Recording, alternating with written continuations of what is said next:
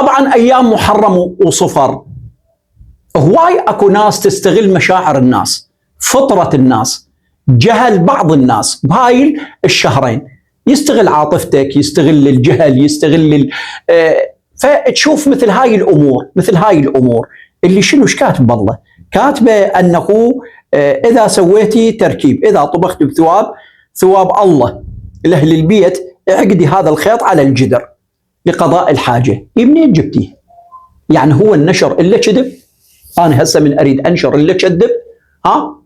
يعني ماكو حقائق تنشر؟ أكو حقائق كثيرة، زين، أكو أمور كثيرة لاستجابة الدعاء ولقضاء الحوائج وللتوسل بمحمد وآل محمد. فائدة الجدر أربطه شنو فائدته مثلا؟ الخيط شنو فائدته؟ فإشاعة الكذب بين الناس، وإشاعة الجهل، ونقل ما ليس له صحة ولا واقع، هاي من الأمور التي نحاسب عليها يوم القيامة. وقفوهم إنهم مسؤولون، وماكو داعي قلت للكذب. فاتقوا الله في أنفسكم يوم يقفنا الله للسؤال فنحاج ونخاصم بين يدي الله وبين رسوله وأهل بيته. فابتعدوا عن هاي الكذب والكلاوات، ولا تستغلوا عاطفة الناس الشور. لا تنسون والدي من خالص دعائكم، والسلام عليكم ورحمة الله.